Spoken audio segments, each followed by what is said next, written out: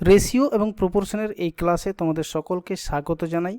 দেখো, রেশিও এবং প্রপোর্শনে অনেক ধরনের অঙ্ক আসতে পারে। এখান থেকে মিশ্রণ রিলেটেড অঙ্ক আসতে পারে, এখান থেকে নাম্বার সিস্টেম রিলেটেড অঙ্ক আসতে পারে, এজ রিলেটেড অঙ্ক আসতে পারে।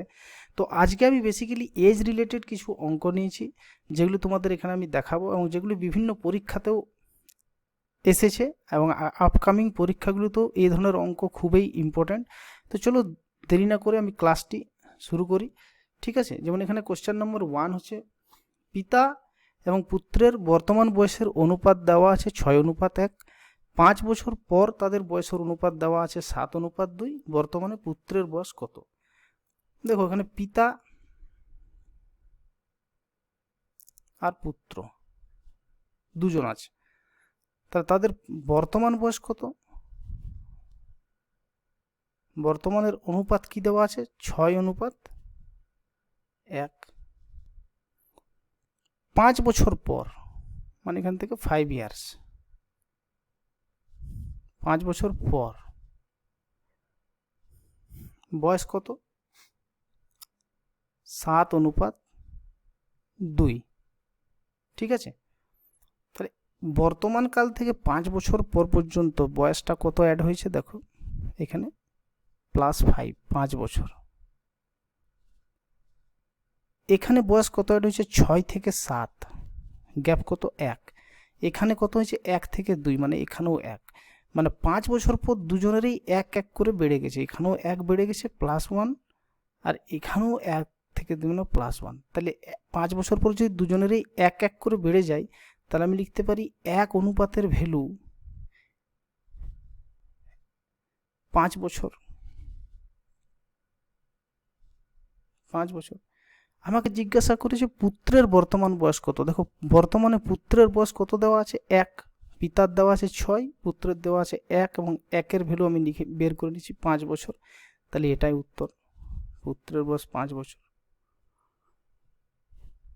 পরবর্তী প্রশ্ন, অর্পিতা ও সোনালীর বয়সের অনুপাত 7:9। আমি এখানে অর্পিতাকে A লিখছি, সোনালীকে S লিখছি। এদের বয়সের অনুপাত কি দেওয়া আছে? 7:9। এটা হচ্ছে বর্তমান বয়স। 3 বছর পর তাদের বয়সের অনুপাত, 3 বছর পর,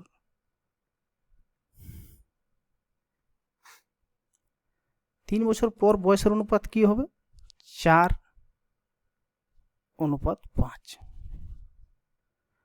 তাহলে দেখো, বর্তমান কাল থেকে 3 বছর পর এখানে বয়সটা কত অ্যাড হচ্ছে? 3 বছর। 3 বছর যোগ হয়ে যাচ্ছে, কিন্তু অনুপাত কি হচ্ছে? কমে যাচ্ছে। এখানে 7 থেকে 4 হয়ে যাচ্ছে, আবার 9 থেকে 5 হয়ে যাচ্ছে। আবার দেখো, গ্যাপগুলো আলাদা আলাদা। 7 থেকে 4 মানে 3-এর গ্যাপ, 9 থেকে 5 মানে 4-এর গ্যাপ। তাহলে এই অনুপাতটাকে আমি চেঞ্জ করে নেবো। এটা 4:5 দেওয়া আছে, এটাকে আমি চেঞ্জ করে নেব। এবং এটাকে কিভাবে চেঞ্জ করবো? এটাকে চেঞ্জ করার নিয়ম হচ্ছে উপরের অনুপাতগুলির ডিফারেন্স। যেমন এখানে 7 আর 9-এর ডিফারেন্স কত? 2। আর এখানে 4 আর 5-এর ডিফারেন্স কত? 1, ডিভাইডেড বাই 1। এইভাবে লিখবো, সমান 2। আর এই 2 দিয়ে নিচের অনুপাতটাকে গুণ করে দেব। যেমন এটা 2 দিয়ে যদি গুণ করতে, 4 2 8 অনুপাত, এটাকে 2 দিয়ে গুণ করলে 10। ঠিক আছে, এবার এটা আমি মুছে দেবো, এটার আর কোনো কাজ নেই, বা কেটে দেবো। ঠিক আছে, তাহলে এখন দেখো, এইবারে দেখো, এইবারে গ্যাপগুলো সমান হয়ে গেছে। যেমন 7 থেকে 8 হয়ে গেছে 1-এর গ্যাপ, +1। 9 থেকে 10 হয়ে গেছে, এখানেও +1। কিন্তু এইখানে বয়সটা কত হয়েছে? +3। তার মানে এই 1 ইউনিটের ভ্যালু হচ্ছে 3 বছর। তাহলে 1 ইউনিটের ভ্যালু হচ্ছে 3 বছর। আমাকে জিজ্ঞাসা করা হয়েছে সোনালীর বর্তমান বয়স কত। সোনালীর বর্তমান বয়স কত দেওয়া আছে? 9 ইউনিট। তাহলে এই 9 ইউনিটের ভ্যালু হবে 3 গুণিত 9 সমান 27 বছর।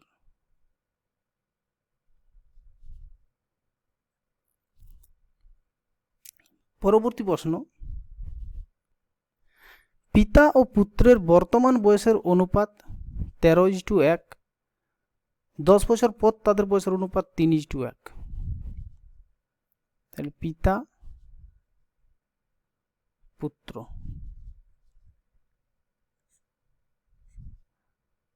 বর্তমান কত? 13:1। 10 বছর পর 3:1। তাহলে এখান থেকে এখানে 10 বছর, বর্তমান কাল থেকে 10 বছর পর মানে 10 বছর অ্যাড হয়েছে।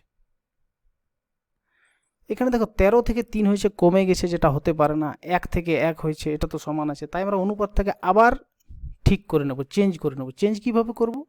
উপরের রেশিওগুলোর পার্থক্য, যেমন এখানে 13 আর 1-এর মধ্যে পার্থক্য হচ্ছে 12, আর নিচের রেশিওগুলির পার্থক্য 3 আর 1, এদের মধ্যে পার্থক্য কত? 2। তাহলে সমান হচ্ছে 6। এই 6 দিয়ে নিচের রেশিওটাকে গুণ করে দেব।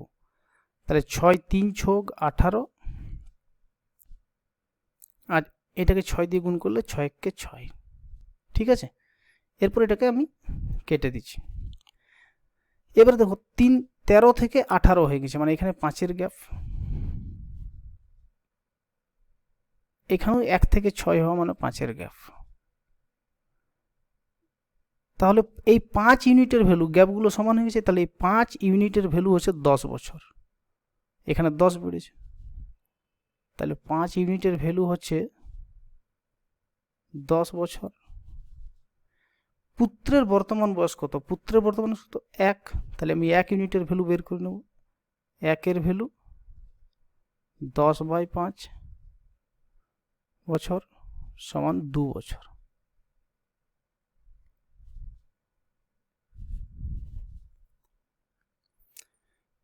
নেক্সট কোশ্চেন হচ্ছে কোশ্চেন নম্বর 4। 7 বছর পূর্বে, এখানে দুজন আছে এ বি, ঠিক আছে। একটা আছে 7 বছর পূর্বে,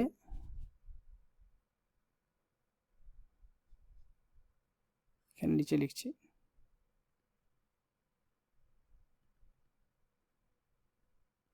7 বছর পূর্বে অনুপাত দেওয়া আছে 3:4।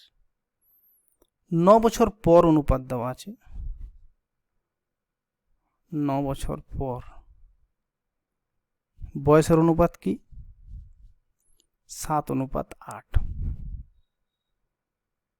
তাহলে দেখো 7 বছর পূর্বে থেকে 9 বছর পর পর্যন্ত যে গ্যাপ, সেই গ্যাপটা কত? এটা কিন্তু 16 বছর। ঠিক আছে, 7 বছর পূর্ব থেকে বর্তমানকাল পর্যন্ত গ্যাপ হচ্ছে 7 বছর, আর 7 বছর বর্তমান থেকে আবার 9 বছর পর পর্যন্ত গ্যাপ হচ্ছে আরও 9 বছর, মানে 16 বছরের এটা গ্যাপ। এখানে গ্যাপ কত আছে দেখো, এখানে 3 থেকে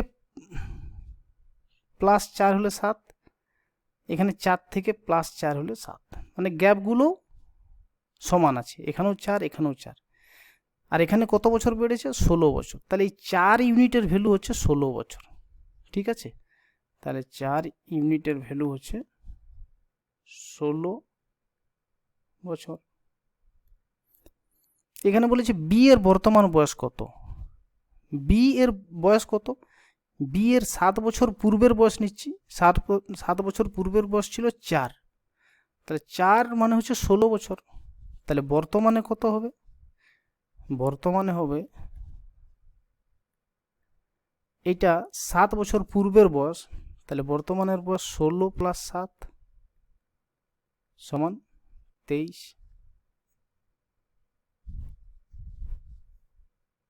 পরবর্তী প্রশ্ন, এখানে দেখো এ ও বি এর বর্তমান বয়সের অনুপাত দেওয়া আছে, আর 5 বছর পূর্বের বয়সের অনুপাত দেওয়া আছে। আমি আগের সময়টাকে আগে লিখবো, ঠিক আছে। যেমন এখানে এ আছে, বি আছে, আগে আমি 5 বছর পূর্বের বয়সটাকে লিখবো, ঠিক আছে। যেমন 5 বছর পূর্বে কত দেওয়া আছে?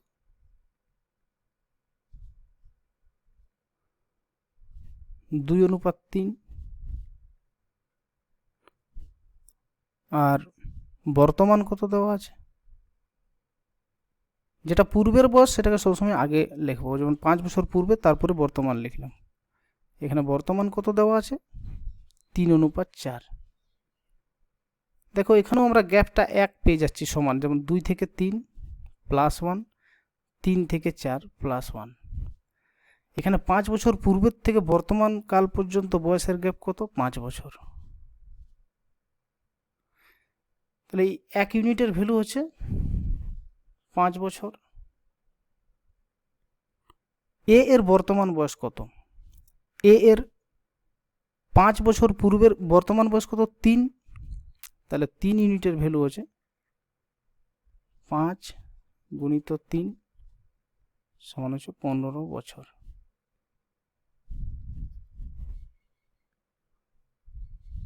নেক্সট কোশ্চেন,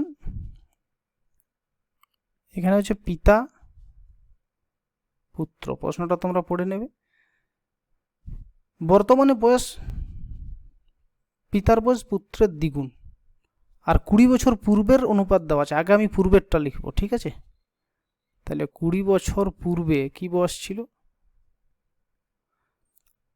পিতার বয়স ছিল পুত্রের 10 গুণ, মানে পুত্রের যদি 1 হয় পিতার 10, এইভাবে রেশিওটা ছিল। আর বর্তমান রেশিও কি আছে দ্বিগুণ, অর্থাৎ 2:1, মানে পুত্রের 1 হলে পিতার 2। এবারে এখানে আমরা গ্যাপটা ঠিক করে নেব। গ্যাপ ঠিক করার উপায় হচ্ছে এর পার্থক্য করব, উপরে 10 আর 1 এর পার্থক্য কত 9, এদের পার্থক্য ডিভাইডেড বাই 2 আর 1 এর পার্থক্য 1 সমান 9, 9 দিয়ে নিচেরটাকে গুণ করব, তাহলে 9 দুগুণে 18 অনুপাত এটাকে গুণ করলে 9 1 9, ঠিক আছে। এইটা এবারে কেটে দিচ্ছি। এবার দেখো এইখান থেকে এখানের গ্যাপ হচ্ছে 8, এখানেও গ্যাপটা হচ্ছে 8, আর এখানে 20 বছর পূর্ব থেকে বর্তমান কাল পর্যন্ত গ্যাপ কত 20 বছর। তাহলে 8 ইউনিটের ভ্যালু হচ্ছে 20 বছর, 8 ইউনিটের ভ্যালু 20 বছর। পিতার বর্তমান বয়স কত, বর্তমানে পিতার বয়স কত 9, 9 ইউনিটের ভ্যালু বার করবো, তাহলে 1 ইউনিটের ভ্যালু হচ্ছে 20/8, আর 9 ইউনিটের ভ্যালু হচ্ছে 20/8 গুণিত 9 সমান, এটা হচ্ছে, এটা যদি কেটে দিই তাহলে 2.5 হবে।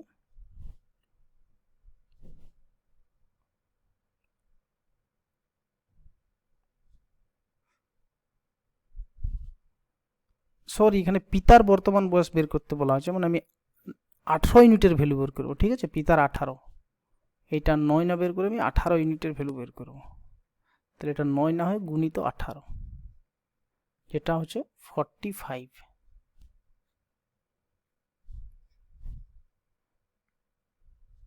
নেক্সট কোয়েশ্চেন, 3 জন বালিকার গড় বয়স 15 বছর, তাদের বয়সের অনুপাত দেওয়া আছে, সবচেয়ে বড় বালিকার বয়স কত। দেখো এদের অনুপাত থেকে বের করে দিচ্ছি, তাদের বয়সের অনুপাত থেকে বের করে দিচ্ছি, তাদের বয়সের অনুপাতের গড় কত, অনুপাতের গড় হচ্ছে 3 যুক্ত 5 যুক্ত 7 ডিভাইডেড বাই 3 সমান 15/3 সমান হচ্ছে 5, ঠিক আছে। এই 5 ইউনিটের ভ্যালু দেওয়া আছে গড়, 5 ইউনিটের ভ্যালু দেওয়া আছে 15 বছর, তাহলে 1 ইউনিটের ভ্যালু কত 15/5 মানে হচ্ছে 3 বছর। এখানে সবচেয়ে বড় বালিকার বয়স কত 7, যেমন 3:5 7এই সব থেকে বড় এখানে, তাহলে 7-এর ভ্যালু 3 7 × 21, 1-এর ভ্যালু যদি 3 হয় তাহলে 7-এর ভ্যালু 3 গুণিত 7 সমান 21 বছর। নেক্সট হচ্ছে কোশ্চেন নম্বর 8, এখানে হচ্ছে 20 বছর পর মনোজের বয়স হবে তার বর্তমান বয়সের 5 গুণ, মানে এখন যদি 1 বছর হয় তাহলে 20 বছর পরে হবে 5, তাহলে গ্যাপ কত 4, এই 4 ইউনিটের ভ্যালু হচ্ছে 20 বছর, তাহলে বর্তমানে তার বয়স কত 1 ইউনিটের ভ্যালু হচ্ছে 20/4 সমান 5 বছর। ঠিক আছে, এই ছিল আজকের ক্লাস। আরও আমি পরবর্তী অনেক ক্লাস